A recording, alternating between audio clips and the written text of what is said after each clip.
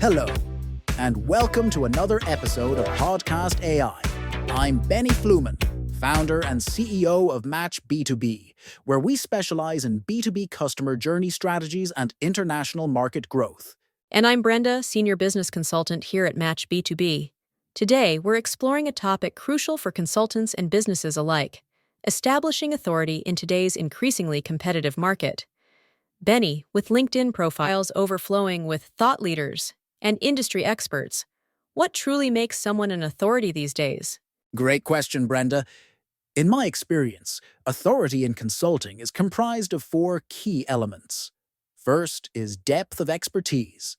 You need specialized knowledge in your domain, backed by publications, certifications, or a proven track record of results. The second is credibility through social proof. Testimonials, case studies, and references from respected peers or clients. Third is maintaining consistent visibility across platforms, including LinkedIn, industry forums, and events.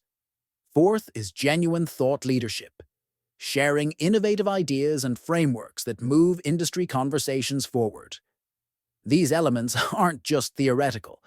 Consider authorities like Alan Weiss, who wrote $1 Million Consulting. He emphasizes specialization and unique value propositions. Dory Clark's work in Stand Out advocates for consistently creating intellectual property. The Harvard Business Review has published numerous articles demonstrating how the most successful consultants effectively combine domain expertise with strategic networking to establish authority. Those are rock-solid foundations. You mentioned thought leadership, which seems to be evolving rapidly. What strategies do you anticipate will be effective for thought leadership as we enter 2025? The thought leadership landscape is shifting, Brenda. We're seeing three significant trends emerge. First, AI and data-driven insights are becoming crucial. With tools like advanced AI platforms, consultants who can interpret data and provide forward-looking insights stand out. Second, there is a shift toward micro-publishing on niche platforms. Beyond LinkedIn and Medium, specialized Slack or Discord groups and Substack newsletters are gaining significant traction. Third, short-form video on platforms like TikTok and LinkedIn's native video feature is being leveraged by B2B thought leaders to distill complex topics quickly and effectively. The Edelman LinkedIn B2B Thought Leadership Impact Studies consistently show that content showcasing original ideas, not just curation, leads to more qualified leads. We're also seeing significant value in original research and white papers, particularly in industries such as biotech, pharmaceuticals, and IT. And don't overlook collaboration. Partnering with other authorities or solution providers to produce co-branded research can double your reach and credibility, almost overnight. That's fascinating. I've noticed the rise of short-form video, even in traditionally text-heavy industries. Speaking of content formats, you're a strong advocate for podcasting as a tool for building authority. How effective are podcasts compared to other content types? Podcasts are absolute goldmines for authority building, and there are three main reasons why. First, they create intimacy and trust. Voice-driven content fosters a personal connection where listeners often feel they know the host. Second, they allow for long-form engagement. Unlike quick social posts, podcasts let you dive deeper into topics and truly showcase your expertise. And third, the audience continues to grow. Edison Research's Podcast Consumer Report shows consistent year-over-year growth in podcast listeners, particularly in professional and technical niches. The real magic happens when you integrate podcast content into your broader marketing strategy. You can repurpose episodes into blog posts, LinkedIn articles, or short social content. Guest appearances on other relevant podcasts quickly expand your audience. And with video formats like Zoom recordings or LinkedIn Live, you can expand your reach across multiple platforms, including YouTube. It's about maximizing the ROI on your content creation efforts. Right. And that leads me to think about lead generation. Once you've built this content ecosystem, how do you convert that authority into actual business opportunities? That's where high-conversion lead magnets come in, and they're essential for turning authority into opportunity. The most effective lead magnets for consultants come in three primary flavors. First, exclusive research or reports with industry-specific data or case studies. These are particularly valuable in sectors like IT and biotech. Second, webinars and workshops allow for real-time interaction, enabling potential clients to experience your expertise firsthand. And third, practical toolkits and templates, such as ROI calculators or project management checklists that provide immediate value. For these lead magnets to convert effectively, you need three elements: a crystal clear value proposition that addresses a specific pain point, strategic placement on your website homepage and LinkedIn profile, and follow-up nurture sequences, email campaigns that demonstrate further value and encourage discovery calls. I've seen conversion rates double or even triple when consultants get these elements right. Makes sense. Building on that, social proof plays a massive role in establishing authority. What forms of social proof have you found most effective for consultants? Social proof is the ultimate credibility accelerator, Brenda. The three most potent forms I've seen are detailed case studies and testimonials that showcase measurable results, media features and reviews in reputable publications such as Forbes or industry-specific outlets, and peer endorsements, especially LinkedIn recommendations from respected figures in your field. To amplify your social proof, focus on video testimonials. They feel more authentic than text, and short specific success stories are particularly impactful. Industry awards and certifications displayed prominently on your website and LinkedIn profile add another layer of credibility. And don't underestimate the power of social media wins. Sharing updates that celebrate client milestones or achievements with their permission, of course, creates a steady stream of social validation. I couldn't agree more. Those video testimonials are marketing gold. Now, all of this feeds into personal branding, which can feel overwhelming for many consultants. What personal branding techniques do you see working particularly well today? Personal branding doesn't have to be complicated, but it does require intention. Three key elements make the difference: visual consistency with uniform headshots, color schemes, and logos across all platforms, signature frameworks or methodologies that you name and own, like the 4A method, and regular authority content published through channels like LinkedIn's newsletter feature or live audio rooms on platforms like Twitter Spaces. For consultants seeking to elevate their personal brand, I consistently recommend Mark Schaefer's book, Known, which provides a practical guide to personal branding in the digital world through compelling case studies. And don't overlook the power of simple tools like Canva and Designer for creating consistent, professional visuals. The best personal brands are distinctive without being gimmicky, and they make it instantly clear what unique value you bring to the table. That's so true. The consultants who stand out have that visual and messaging consistency across channels. Another way to boost visibility is through speaking opportunities. What strategies do you recommend for landing and maximizing speaking gigs? Speaking opportunities are fantastic authority multipliers, and finding the right platforms is key. Look for industry conferences and webinars in your specific niche. Events like AWS RE for IT or BIO International for biotech. Professional associations, such as PMI or IUE, often require speakers for their local chapters and provide excellent exposure.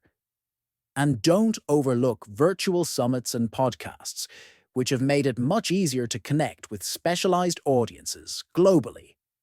When it comes to positioning and pitching, three approaches work best: tailoring your topic to align with the event's theme or audience challenges, highlighting past speaking credentials with video clips or references, and focusing on educational value rather than self-promotion. Conference organizers want speakers who solve problems for their audiences, not just pitch services. I've seen consultants transform their business after just one well-placed speaking opportunity that showcases their expertise to the right audience. Exactly. And once you start creating all this content, from podcasts to speaking engagements, you need a system to manage it all. How should consultants approach building a publishing ecosystem? A robust publishing ecosystem needs three core components. First, owned media. Your website, blog, and email newsletters where you have complete control and direct audience access. Second, social media outposts strategically chosen for your industry. LinkedIn, Twitter, YouTube, or niche forums relevant to your specialty. And third, guest publications in high-traffic industry outlets, such as Wired for Tech or Fierce Biotech for biotech professionals. The secret sauce is a strong repurposing strategy that allows a single piece of long-form content to be atomized into multiple shorter pieces for cross-platform distribution. Tools like Trello, Asana, or Notion help plan and schedule this multi-channel publication. And don't neglect the analytics side. Platforms like SEMrush, Ahrefs, or Moz help you understand audience needs and measure content performance. The most successful authority builders I've worked with treat their publishing ecosystem like a strategic asset, not just a marketing afterthought. I've seen how transformative that systematic approach can be. Let's dig deeper into podcasting specifically, since we're big believers in the format. How does podcasting work as a weekly trust-building ritual for consultants? Podcasting is the ultimate trust-building machine when done consistently. A regular podcast schedule builds anticipation. Listeners factor your episodes into their routine, like during their weekly commute. It fosters authentic engagement by allowing you to speak directly to your audience without corporate barriers. Perhaps most importantly, it builds community through Q&A segments, audience shoutouts, and social media tie-ins. To make podcasting sustainable, I recommend batch recording several episodes in one session to avoid last-minute scrambles. Develop a guest strategy that brings in complementary experts or even satisfied clients to share success stories. While monetization through sponsorships might come later, focus first on building that loyal audience. That's one of the reasons we developed our podcast AI platform, to help consultants transform their existing content into professional podcast episodes without the heavy lifting of traditional production. That's such a great point about consistency being key. With all these authority-building activities, how should consultants track their growth and impact over time? What gets measured gets managed, Brenda. I recommend tracking 4 key metrics: speaking engagements and media mentions, both in terms of quantity and quality, client acquisition, and conversion rates from content-related channels, digital footprint measurements such as social media, follower growth, and podcast downloads, and search engine rankings for key industry terms which indicate rising authority. For measurement frameworks, consider implementing OKRs, objectives, and key results, with quarterly goals around content output and audience growth. A balanced scorecard approach helps include brand perception metrics alongside financial results. Tools like Hootsuite or Brand24 can help gauge sentiment and mentions across various platforms. The most successful consultants I work with review these metrics monthly and adjust their authority-building strategies accordingly. It's not about vanity metrics. It's about seeing the direct correlation between authority activities and business results. Loves to focus on measurable outcomes. Now, speaking of thought leadership, there is a fine line between showcasing expertise and coming across as boastful. How do you recommend that consultants strike that balance? That's the million-dollar question. The key is leading with value instead of ego. When you consistently share insights that help your audience solve problems, you naturally build authority. Thought leadership should never be about saying, "Look how smart I am." It should be about saying, "Here's something useful I've learned that might help you too." I also recommend what I call the results sandwich approach. Frame your achievements between audience problems and actionable takeaways. For instance, instead of saying, "I increased client revenue by 300%, say, many businesses struggle with stagnant growth. By implementing this specific framework, we helped one client increase revenue by 300%. Here are 3 ways you might apply similar principles. This approach maintains the focus on the audience's needs while showcasing your capabilities. That's such practical advice. Another challenge many consultants face is standing out in crowded digital spaces. How can they cut through the noise without compromising their authentic voice? Digital differentiation is all about finding the intersection between your unique perspective and your audience's unmet needs. Start by conducting a competitive analysis. What topics and angles are everyone in your space covering? Then look for the gaps or the questions people aren't answering well. That's your sweet spot. Authenticity helps you cut through the noise because it's surprisingly rare. Share real challenges you've faced, lessons from failures, or behind-the-scenes processes. Content that shows how you think often performs better than content that just shows what you know. And don't be afraid of a bit of personality. Whether that's appropriate humor, cultural references, or storytelling techniques that reflect who you are. The consultants who stand out most clearly have a consistent, recognizable voice that feels like a real person, not a corporate entity. So true. The consultants with the most loyal followings have that authentic voice. Let's shift gears slightly. How should consultants strike a balance between creating their content and curating and commenting on industry news and trends? I recommend the 70-20-10 rule: 70% original insights based on your expertise, 20% thoughtful commentary on industry developments, and 10% high-quality curation that positions you as a valuable filter for your audience. This balance ensures you're building a body of original work while still demonstrating you're plugged into the broader conversation. The commentary piece is particularly valuable because it provides regular content opportunities without requiring you to develop entirely new ideas each time. When significant industry news breaks, providing quick and thoughtful analysis that goes beyond the apparent takeaways can effectively showcase your expertise. I've seen consultants build substantial followings primarily through insightful commentary on industry developments, particularly in fast-moving sectors such as technology, healthcare, and finance. That's a really helpful framework. Now, for consultants just starting their authority-building journey, what would you say are the first 3 steps they should take? First, clarify your positioning. Identify the specific intersection of who you serve, what problems you solve, and how your approach differs from alternatives. Without this foundation, all your efforts to build authority will lack focus. Second, create one substantial pillar piece of content that showcases your expertise and perspective. Whether that's a detailed guide, original research, or a framework that addresses a common industry challenge. Third, establish a consistent presence on just one platform where your ideal clients already gather, rather than trying to be everywhere at once.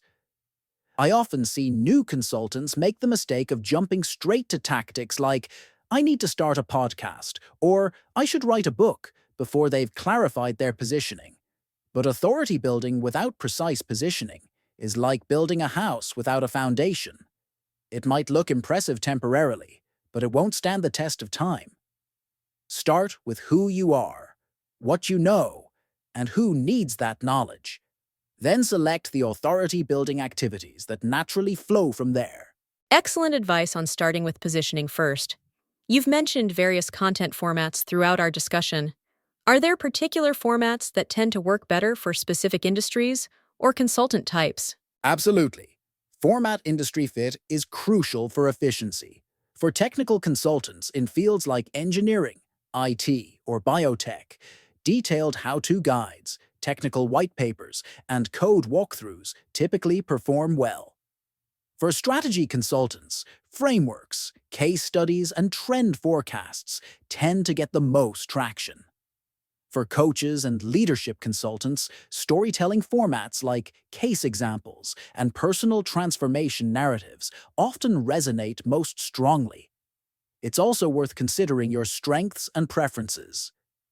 If you're naturally articulate but hate writing, podcasting, or video might be your path of least resistance. If you're more introverted and thoughtful, written formats may better align with your strengths. The best authority-building strategy aligns industry norms, audience preferences, and your natural communication style. There's no one-size-fits-all approach. The consultant who builds authority fastest is often the one who finds the right match between their expertise and their preferred expression format. That's such an essential point about playing to your strengths. Let's discuss the role of AI in authority building, as it's becoming increasingly relevant. How are you seeing consultants effectively leverage AI tools to build their authority? AI is revolutionizing authority building in three key ways. First, for content creation, tools like advanced language models can help outline articles, suggest headlines, or even draft initial content that consultants can then refine with their unique expertise. Second, for content optimization, AI tools can analyze top-performing content in your niche and suggest improvements to your headlines, structure, or keywords.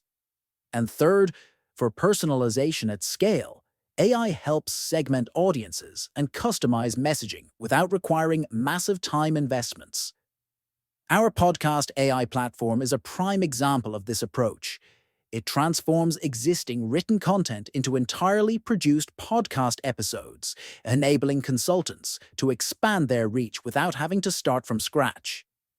The consultants succeeding with AI aren't using it to replace their expertise, but to amplify and distribute it more efficiently. The time saved on production tasks can be reinvested in the areas where human expertise still shines.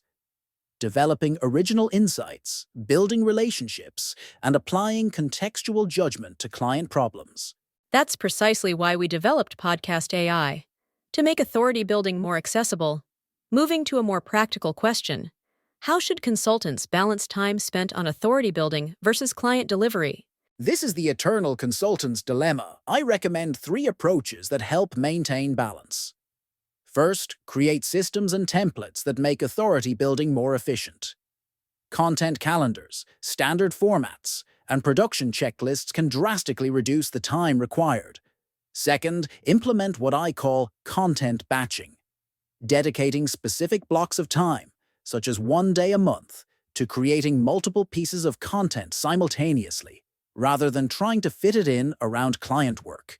Third, repurpose relentlessly.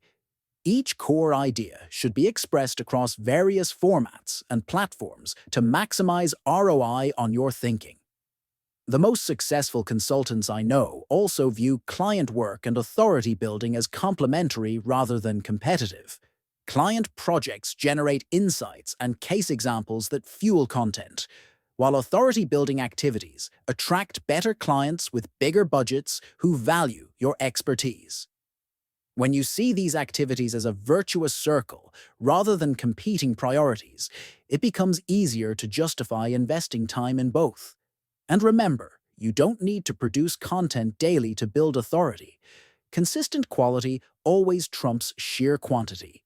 That virtuous circle approach makes so much sense. As we wrap up, let's address a common concern. Many consultants worry about giving away too much of their expertise for free through content. How do you advise them on this? I understand that fear, but I've rarely seen it play out in reality. Think of authority content as a demonstration rather than a donation of your expertise. Demonstrating your thought process and approach to problems doesn't diminish your value. It enhances it by proving you can deliver results. The best clients don't want to DIY with your content. They want to hire the expert who created it. I recommend a simple guideline. Share the what and the why generously while reserving the customized how for paying clients. For example, freely explain the framework you use and why it works, but reserve the tailored application for specific client situations that benefit your services. This approach positions you as both generous and valuable. Remember that most clients do not come to consultants because they lack information. They come because they lack implementation capacity or need accountability. Content that demonstrates your expertise pre-qualifies prospects who value what you offer. That's such a helpful reframe. Demonstration versus donation. Finally, as we've covered so many aspects of authority building today, what would you say is the single most important factor that separates consultants who successfully build authority from those who struggle? After working with hundreds of consultants, I've found the difference comes down to one word: consistency. The consultants who build meaningful authority aren't necessarily the most brilliant or innovative. They're the ones who show up regularly with valuable insights over an extended period. Authority isn't built through occasional viral moments. It's built through consistently being a reliable and trusted voice in your space. This is why having systems and processes in place for authority building is so crucial. It's not about flash-in-the-pan brilliance. It's about sustainable, consistent value delivery that compounds over time. If you can commit to sharing your expertise in a structured way, even if it's just monthly, for 12 to 24 months, you'll surpass 90% of consultants who start strong but fade quickly. Authority building is a marathon, not a sprint, and the consultants who approach it with that mindset are the ones who ultimately succeed. That emphasis on consistency is the perfect note to end on. Thank you so much, Benny, for these incredibly actionable insights on building authority in today's saturated market. Our listeners who want to learn more about leveraging these strategies can contact us at MATCH B2B. Our podcast AI platform can help you transform your existing content into professional podcast episodes that build authority and trust with minimal effort. It's been my pleasure, Brenda. And to all our listeners, remember that building authority isn't about becoming famous. It's about becoming the obvious choice for the clients you're best equipped to serve. We look forward to helping you on that journey. Thank you for tuning into Podcast AI. Until next time, keep building your authority. Goodbye for now, and see you in our next episode.